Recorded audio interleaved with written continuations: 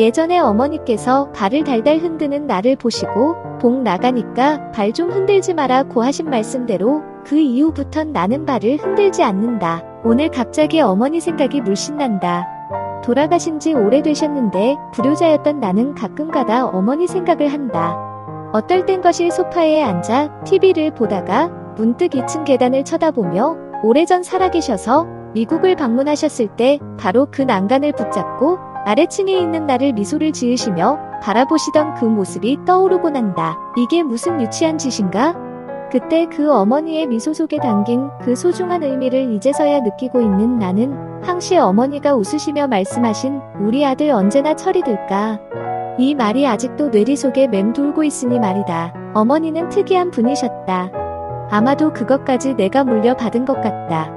거의 90이 되셔서 지병인 당뇨와 치매를 앓으시다가 돌아가셨는데 80이 넘으실 때까지 가끔마다 기타를 꺼내시어 먼지를 후 하고 부신 다음 띵따다 띵땅 띵띠리리리 띵땅 하시며 예수의 소야곡을 연주하시며 열창을 하시곤 했다. 시시하게 코드만 짚고 적당히 스트록 모션만 하시는 게 아니다. 스트록 중간중간에 기막히게 애드립 선율과 브릿지 연결까지 멋지게 하시던 모습이 생각난다. 일제시대에 몇 살 위이신 이모님과 함께 미인대회까지 나가셨다고 하는데 증명할 서류는 없지만 그냥 나는 믿고 있다.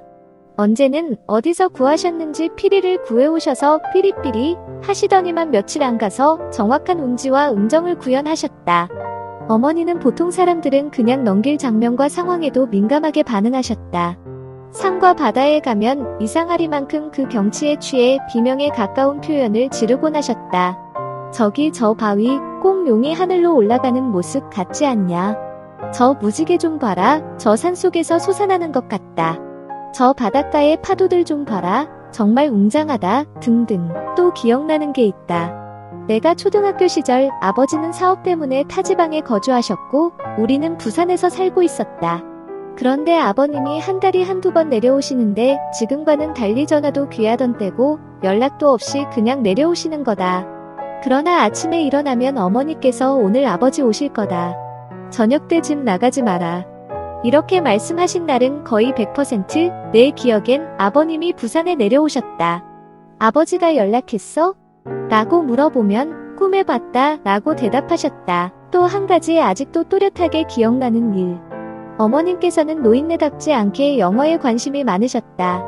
그 당시 나와는 나이 차이가 엄청났던 이복형이 미국에서 박사학위 취득하고 귀국하여 서울 쪽에 화학공장을 차리던 시기였는데 이 형이 미국 여자랑 결혼하여 아이들이 넷이나 된다.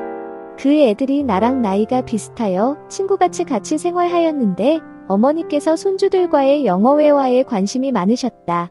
한 번은 나와 어머니가 방에서 점심을 먹고 있는데 애들이 밖에서 하도 시끄럽게 구니까 어머니께서 조용히 하라고 해야겠다며 나가신다. 갑자기 한국말로 하실까 영어로 하실까 궁금해졌다.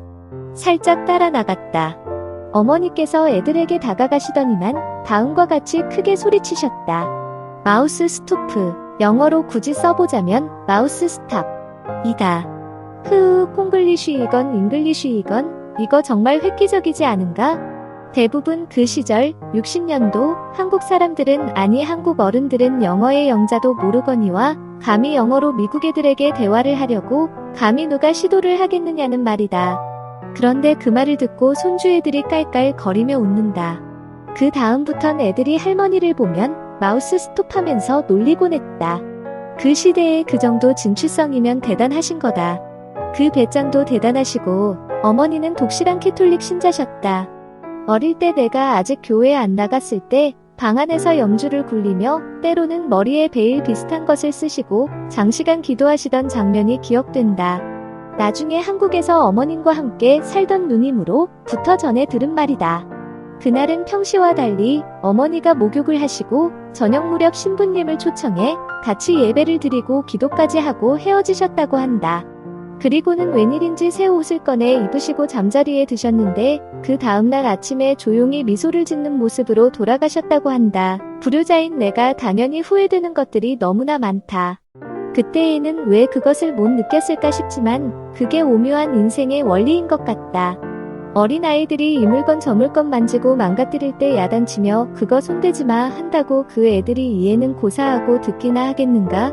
사춘기 시절 아이들에게 이것저것 설명하고 훈육할 때 그 애들이 고개를 끄덕이며 흔쾌히 순응하던 적 있었던가? 없는 것이 정상이다. 눈에 콩깍지가 끼어서 어디서 이상한 놈을 데리고 와서 결혼하겠다고 하는 딸년에게 뭔 말이 귀에 들어가겠는가? 나중에 후회할 때 그때 알게 되는 것이다. 바람피는 남편 왜 그러냐고, 뭐가 부족해서 그러냐고 100번 얘기해봐야 그 말이 이미 최면에 걸려있는 남편 귀에 들어가겠는가? 나중에 결국 초라하게 돈 뜯기고 배반당한 다음 꺼이 울며 조강지처를 버리다니 어쩌고 저쩌고 할 때 바로 그때 비로소 알게 되는 것이다. 그것이 인생이다. 부모 말 안 듣고 지 맘대로 지 유산 강제로 돌라고 해서 타주로 도망가온 재산 탕진했던 탕자에게 아버지의 말이 들리던가? 그가 타지에 가서 쫄딱 망하고 돼지죽까지 먹으며 비참하게 살다가 죽을 각오로 집에 돌아와 아버지의 품 안에서 눈물을 흘리는 그때에 그는 알게 되는 것이다. 그게 솔직히 정상이다. 그러니 딴 사람 보고 왜 저렇게 사나 라고 생각한다면 당신은 안더 라이트 트랙이라고 말할 수 있다. 물론 이론하고 현실은 또 다르겠지만 인생은 기계적인 그리고 정석의 길을 가는 데는 삶이 아니다. 인생은 변수가 너무나 많은 선택투성이인 길이다. 나의 정석이 너의 정식이 되는 것은 반드시 아니다. 나의 삶은 나에게만 해당되는 변수들이 있게 마련이다. 내 변수는 남에게 동일하지 않다. 그는 그만의 변수가 있다. 어쨌든 큰 그림을 봐야 한다. 어차피 가는 과정은 개인별로 그만의 변수가 있게 된다. 그러나 그 길의 목적지는 결국 같아야 한다. 돌아가든 뛰어가든 기어가든 결국 한 목적지만 있을 뿐이다. 넘어지고 실수하고 죄를 범하고 미워하고 슬퍼하고 울고 이 모든 것은 지극히 정상적인 변수들이다. 죽기 전까지 화내다 죽는 사람도 있고 어린 시절 이미 인생의 정도를 알아버린 아이들도 있다. 그래도 인생은 간다. 우리 어머니도 가셨다. 나도 갈 것이다. 결국 어디로 가는지가 중요하다. 이것마저도 철없이 후회하게 된다면 정말 곤란하다. 인생의 후회는 얼마든지 해결할 수 있다.